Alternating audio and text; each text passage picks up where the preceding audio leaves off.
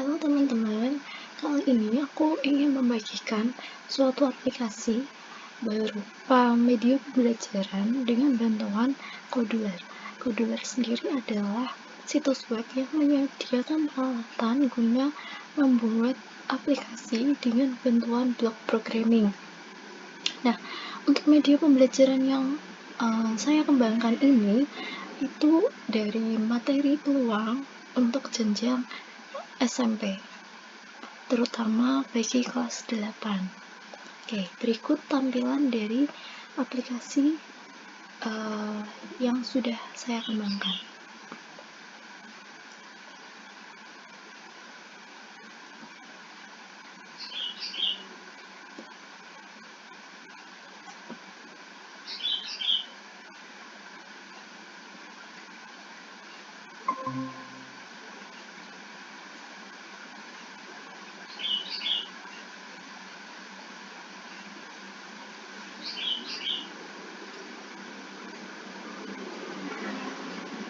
Nah, berikut ini tampilan dari cover.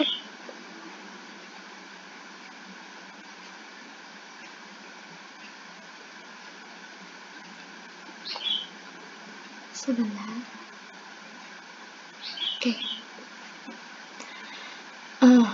Oke, berikut ini tampilan dari cover dari aplikasi halaman pertamanya.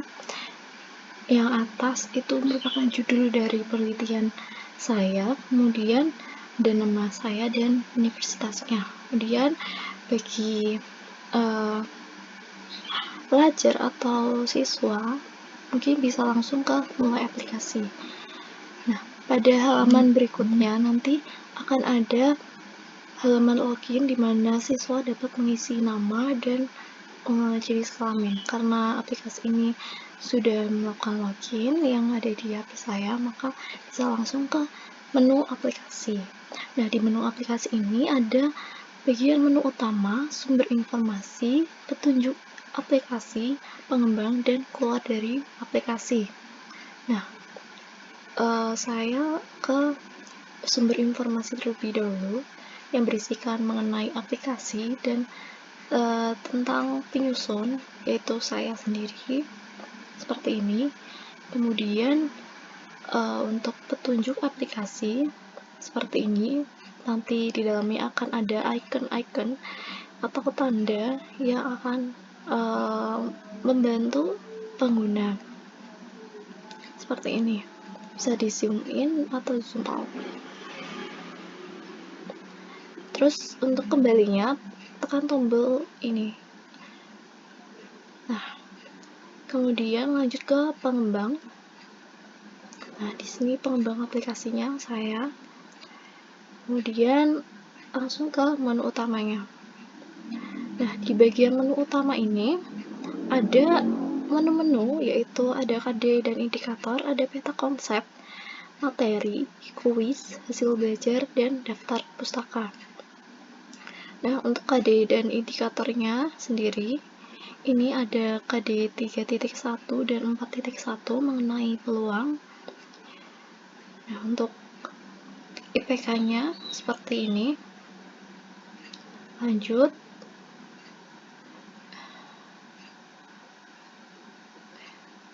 Untuk tujuan pembelajarannya ada 1, 2, 3, 4, 5 yang akan dilakukan dalam pembelajaran.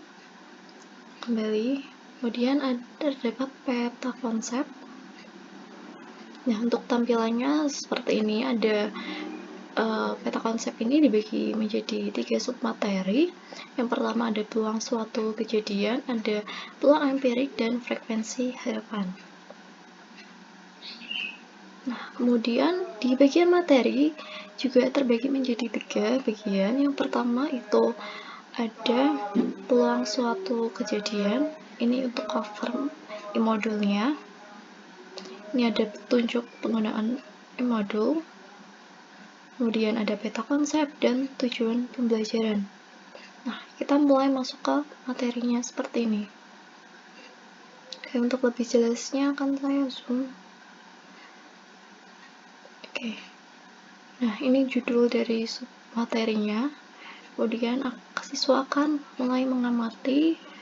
Di sini akan ada contoh permasalahan di mana siswa akan berusaha untuk memecahkan masalah tersebut dengan bantuan guru. Kemudian ada ayo bertanya atas pertanyaan-pertanyaan yang ada pada permasalahan. Kemudian ada menggali informasi atau informasi terkait submaterinya. Kemudian halaman selanjutnya ada contoh dari peluang itu sendiri, kemudian ada peluang komplement dan bagaimana menentukan titik dan ruang sampel. Nah, ini ada contoh soalnya. Kemudian langsung ke peluang teoritik. Di sini ada penjabaran informasinya. Kemudian ada contohnya. Nah, untuk contoh ini ada suatu permasalahan di mana untuk menyelesaikannya menggunakan indikator kemampuan pemecahan masalah matematis. Karena dalam aplikasi ini diukur kemampuan siswa, yaitu kemampuan pemecahan masalah matematis. Seperti ini, langkah pertama itu memahami masalah, yang kedua merencanakan pemecahannya, kemudian yang ketiga menyelesaikan masalah sesuai rencana, dan keempat memeriksa kembali hasil penyelesaiannya. Nah, itu dia contohnya. Kemudian ayo menalar, di mana ada suatu permasalahan yang akan digunakan siswa dalam berkelompok ataupun secara individu untuk memecahkannya. Berikut ini contoh permasalahannya. Kemudian ayo mengomunikasikan, itu di mana kegiatan siswa itu melakukan presentasi atau menunjukkan hasil dari pemecahan yang dilakukan dengan bantuan atau bimbingan guru, seperti itu.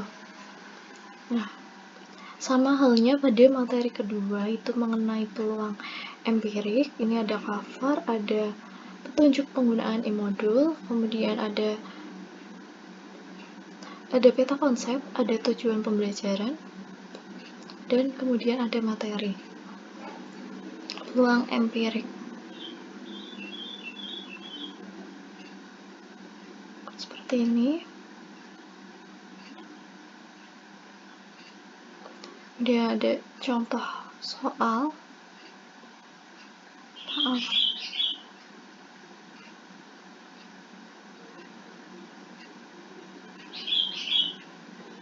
Ada contoh soal dan ada permasalahan yang akan dipecahkan oleh siswa, seperti itu. Begitupun dengan materi yang ketiga, ini mengenai frekuensi harapan. Nah, ini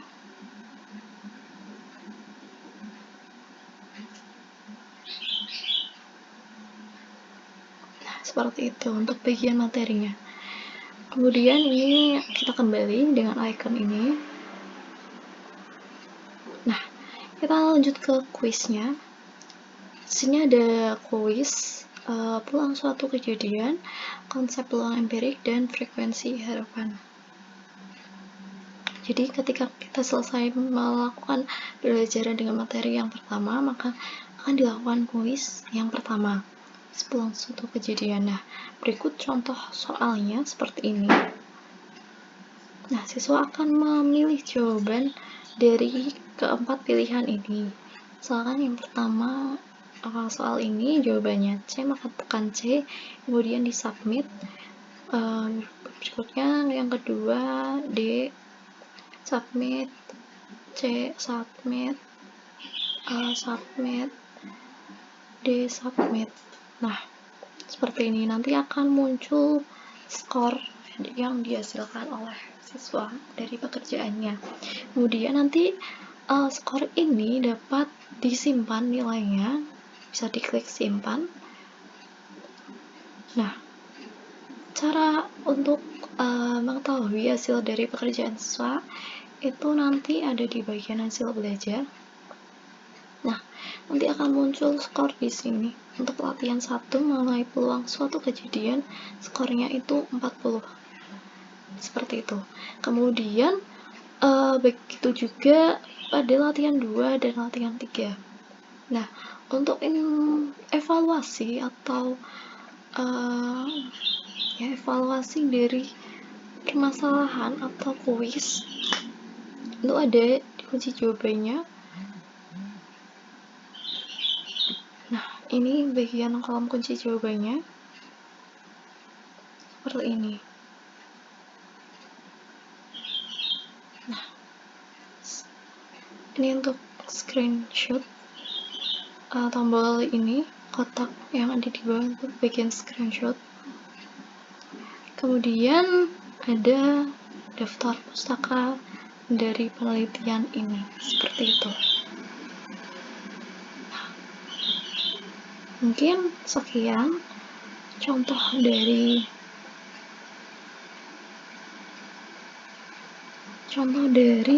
media pembelajaran yang sudah saya kembangkan.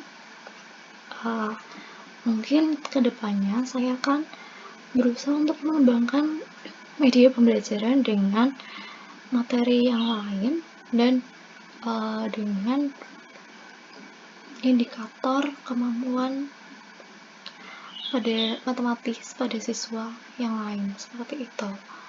Nah, sekian, terima kasih.